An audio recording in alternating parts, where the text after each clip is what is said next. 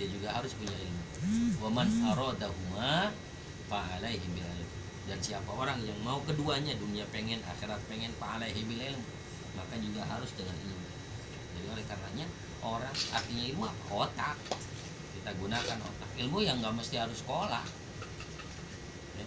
Kan kadang-kadang kita kalau urusan apapun, ada orang yang suka nyerah. Misalnya petani ikan, misalnya petani ikan, terus ikan mati mulu, malas ngurusin, misalnya. Nggak dicari nih solusinya bagaimana, harus bagaimana, gitu. Nah orang-orang yang bekerja pakai ilmu dia cari gimana nih. Bahkan dia lebih pintar dari orang yang belajar di sekolah, atau tidak lah bahasanya. Dia belajar dari alam, melalui alam Allah kasih ilmu. Kan Allah juga dikasih ilmu kepada Nabi Adam, wa 'allama Adam al-asma akullaha.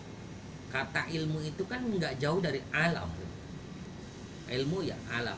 Umumnya bahasa Arab itu maknanya nggak jauh berbeda. Satu kalimat dengan kalimat lainnya itu nggak jauh berbeda. Kalau hurufnya sama biasanya artinya nggak terlalu jauh. Itu bahasa Arab.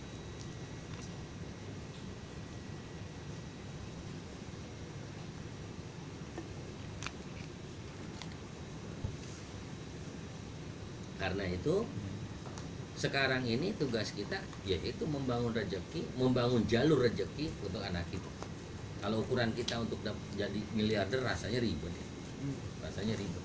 Nggak keburu waktunya. Udah dikit lagi meninggal. Udah dikit lagi nih gitu. Udah dikit lagi sebab nggak dari dulu kita berusaha gitu bangun rezeki itu. Kayak kita sekarang, saya pernah sampaikan, sebagian besar orang itu kan punya rumah hari ini karena orang tuanya. Nah pertanyaan selanjutnya, buat anak-anak kita bisa nggak kita tinggalkan untuk itu, kan gitu. Orang tua kita membangun demikian, dia bangun jalan rezeki luar biasa, sampai kita rasakan sebagai anak, kita rasain punya rumah, kita rasain punya ini dan sebagainya. Nah, tinggal kitanya ke depan apakah sanggup kita memberikan rumah kepada mereka. Nah itu perlu dibangun jalur rezeki. Bagaimana? Tadi hablum minallah hablum minannas. Karena bagaimanapun rezeki itu harus hablum minallah hablum minannas. Artinya kalau kita pengen jadi orang sukses, nggak bisa lepas hablum minannas doang, jangan Islam. Hablum minallah doang gitu. Ya jangan hidup ribet kita. Wala tansa nasibaka minad dunya, kan begitu. Jangan sampai lupa urusan dunia. Kita ini oleh sebabnya harus dibangun dua sisi tadi. Kalau bahasa singkatnya itu duit lah, punya duit. Doa, usaha, ikhtiar, tawakal itu. Doa, usaha, ikhtiar, tawakal. Doa kepada Allah, usaha harus ada. Makanya ada kalimat innal hayata aqidatul wa jihadun. Innal hayata, sesungguhnya hidup itu akidah, keyakinan, wa jihadun, dan perjuangan. Akidah itu apa? Keyakinan kita kepada Allah. Wa jihadun, dan perjuangan. Perjuangan itu urusan kita kepada manusia. Kalau itu sudah dibangun akidah dan jihad tadi, keyakinan dan perjuangan, insya Allah itu namanya hidup. Paling tidak orang yang disebut hidup itu ya paling tidak insya Allah bisa ketemu sukses gitu.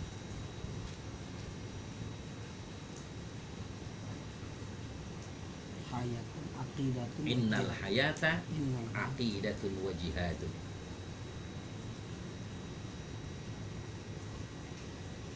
Kan nggak bisa orang cuman yakin doang, ya yakin doang, dia kan dikir aja gitu, kerja kagak, ya percuma. Kok misalnya ada ulama yakinnya kuat, dia yakin aja, dia doa, ada aja yang nganterin misalnya, karena sudah lama dia membangun rezeki, jalur rezeki sudah lama dia bangun. Yes, saya pernah sampaikan gitu. Belajar dari katakanlah ustadz itu kan juga awalnya tamunya dia nggak ada, awalnya dia nggak punya tamu, bahkan di rumahnya jarang tamu. Tapi kan ketika dia ngajar lambat laun muridnya muncul 1, 2, 3, muridnya ini kemudian kan mau nggak mau sowan, artinya kunjungan ke rumah gurunya gitu, silaturahmi, mulai muncul tamu.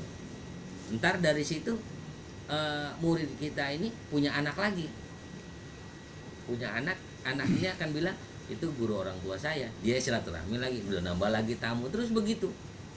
Maka semakin banyak istiqomah dia di arah itu, semakin banyak ke depan dia punya tamu sebetulnya.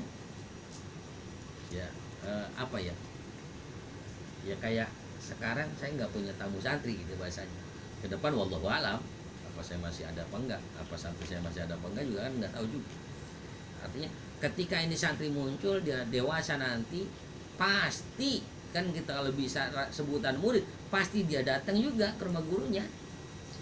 Kalau santrinya punya sekian misalnya, subhanallah, kalau tiap tahun meluluskan santri misalnya 100 orang, kalau dia hidup itu selama misalnya ini guru hidup 40 tahun misalnya ke depan, subhanallah, berapa banyak dia punya tamu kan begitu sebetulnya. Itu lah saya sampaikan, guru saya itu yang tiap tahun meluluskan santri ribuan orang, makanya wajar kalau tamunya nggak ngaso-ngaso. Sebab siapa tamunya? Itu tamunya murid-muridnya dia dulu, murid-muridnya dia dulu. Murid-muridnya dia jadi guru lagi. Akan bilang begini, guru ke rumah gurunya guru gitu misalnya. Ayo dibawa rombongan lagi, makin banyak lagi. Gitu. Dia bawa jamaah, kemudian guru ada orang datang ke rumah dia, ke rumah Ustadz ini, kemudian dari Ustadz ini, dulu Ustadz di mana belajar di sono, antri saya mau kunjungan ke rumah Kiai Ono, itu kan makin tambah lagi. Itu kira-kira membangunnya demikian. Itu kiai itu rezekinya banyak karena sudah lama membangun jalur rezekinya, sudah lama, diam aja dianterin duit. Bahasanya murid kan namanya datang, dia nyantri lama bertahun-tahun, dapat ilmu sampai sukses, dia kemudian datang ke rumah kiainya tangan kosong kan nggak mungkin. Nah, ini jalur rezeki yang sudah lama dia bangun. Oleh sebabnya ini perlu kehidupan kita hari ini sebetulnya membangun jalur rezeki. Caranya gimana? Sesuai dengan apa yang Allah kasih kepada kita. Apa contohnya? Setiap kita kan punya bidang masing-masing. Ada yang jadi ustadz, ada yang jadi ini, ada yang jadi itu. Ya itu berkahi saja tempat itu. Itu. Berkahi saja tempat itu. Artinya yang kerjaannya ini berkahi, itu kerjaan, istiqomahkan saja. Artinya kerjanya jangan cuma karena manusia tapi juga karena Allah. Kasih pelayanan terbaik kan itu. Kan bagian dari ibadah ketika seseorang melayani pelayanan dengan pelayanan terbaik gitu. Misalnya satu contoh Bang Junet lah, misalnya Bang Junet, meski urusannya urusan kristenisasi, urusan Kristen misalnya, ketika ada yang meninggal, layani saja dengan baik, nggak apa-apa. Ketika seseorang fokus melayani baik pekerjaannya, konsumennya, itu bagian dari ibadah. Nabi kayak apa? Maisarah yang ikut dengan Nabi SAW pernah cerita begini. Ketika ditanya, apa yang kau lihat dari Nabi SAW? Dulu Nabi kalau dagang itu saya yakin ketika beliau berdagang, tidak satupun orang yang melewati dagangannya. Artinya setiap orang yang lewat selalu aja pengen beli. Bahkan kata Maisarah, andaikan saya adalah orang yang bukan mengikuti Rasul, pasti saya jadi langganan tetapnya Rasul. Sampai kayak begitu. Saking apa? Nabi menjadikan usahanya usaha berkah. Termasuk kayak ya guru kan begitu. Perlunya istiqomah itu. Ya. Mau datang jam berapa aja, walaupun enggak tiap hari datang jam segini ya, enggak. Ini makanya beneran aja. Ya artinya mau bagaimanapun datang istiqomah gitu. Walau lah meskipun sentrit gitu. Datang, assalamualaikum warahmatullahi wabarakatuh, udah gitu aja ya, waalaikumsalam, bisa udah kelar. Paling tidak ada dia sudah mulai mengisi kehidupan, mengisi istiqomah. Assalamualaikum. Waalaikumsalam. Nah ini penting.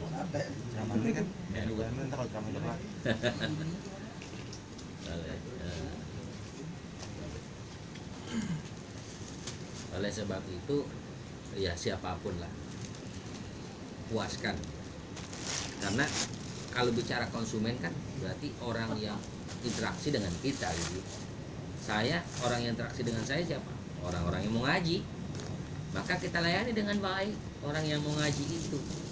Jangan sampai sesuatu yang justru ya katakanlah nggak istiqomah saja dengan itu, karena itu istiqomah saja dengan perkara-perkara yang baik itu, insya Allah itu munculnya berkah. Kalau munculnya berkah itu jalur rezeki, itu jalur rezeki ya.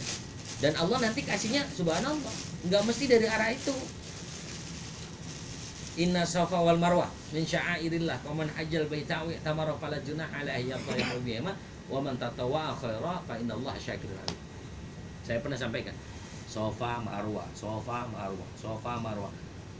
Kalau bicara paham, ini Siti Hajar.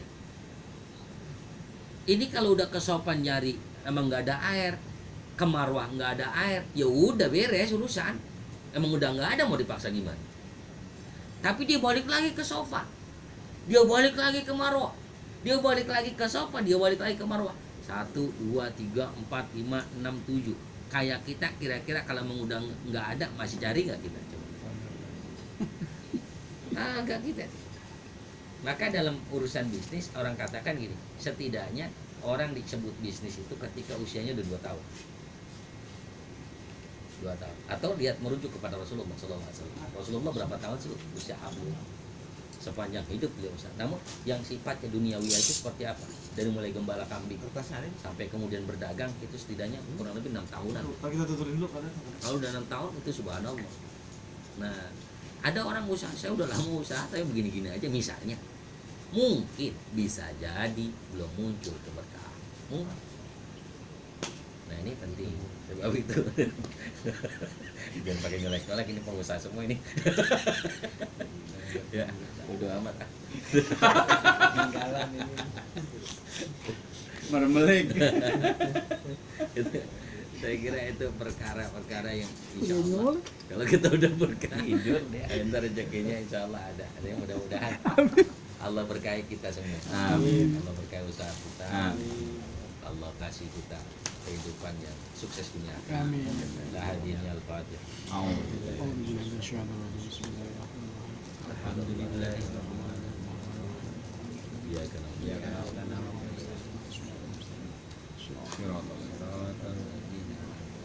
Maghdubi alaihim waladdallin. Allahumma nawwir qulubana bil Qur'an wa ja'alna min syaitanir Qur'an wa ja'alna min Qur'an wa ja'alna wa ulad wa ahli al-na'im wa ahli al-Qur'an. Amin. Allahumma ja'alna hadha zaman marsuma wa ja'alna maksuma. Ya Rabbana atina fid dunya hasanah wa fil akhirati hasanah wa qina adzabannar. Amin. Subhanallahi wa bihamdihi. Subhana rabbika rabbil izzati amma yasifun. Alhamdulillah rabbil alamin. Subhanakallahumma wa bihamdik. Asyhadu an la ilaha illa anta astaghfiruka